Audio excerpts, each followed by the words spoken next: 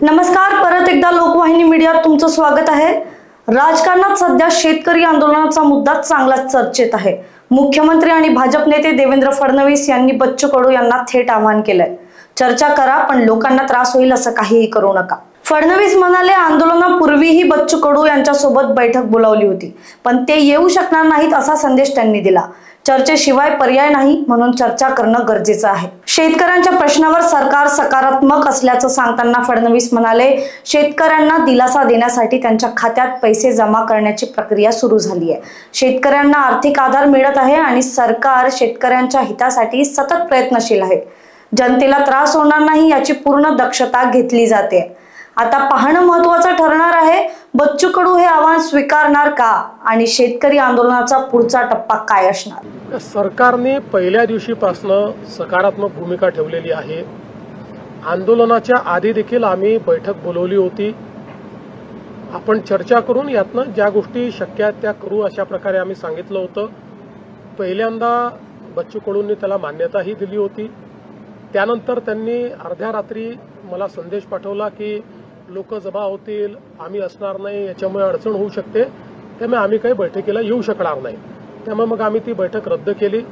आजही बावनकुळे साहेबांनी त्यांच्याशी संपर्क केलेला आहे।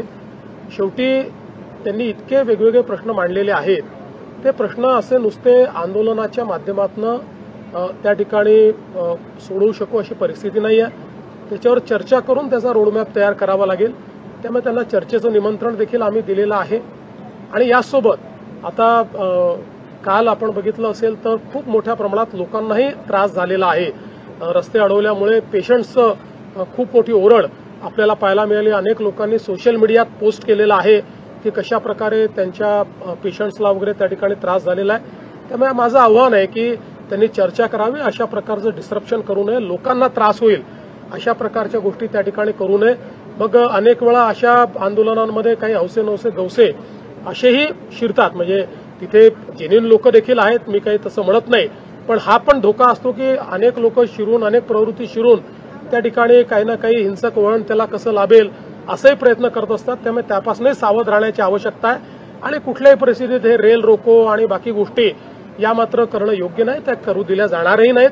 त्यामुळे आमचं स्पष्ट आव्हान आहे, शेतकऱ्यांच्या प्रश्नावर आम्ही सकारात्मक आहोत। या सरकारने 32,000 कोटी रुपयाचं पॅकेज दिलंय, पैसे आज शेतकऱ्यांच्या खात्यामध्ये आम्ही देतो। त्यामुळे सगळ्या प्रकारच्या चर्चेची सरकारची तयारी आहे, चर्चा करावी आणि त्यातनं मार्ग काढावा। सरकारने अतिशय स्पष्ट भूमिका त्याच्यात मांडली आहे, आम्ही त्याची कमिटी पण तयार केलेली आहे। आणि आज पहिला प्रश्न असा आहे की जे शेतकरी आज अडचणीत आहेत, ज्यांचा शेतमाल पूर्ण पावसामुळे त्या ठिकाणी झोपलाय, तो खराब झालेला आहे, शेती खराब झाली आहे, पहिले त्यांना मदत करायची की पहिले बँकांना मदत करायची, हा महत्वाचा प्रश्न आहे। म्हणजे शेवटी आपण हे बघितलं तरी आपण जेव्हा कर्जमाफी करतो त्यावेळेस ते पैसे बँकांना जातात, त्याचा थेट शेतकऱ्याला काही लाभ मिळतो असं नाहीये।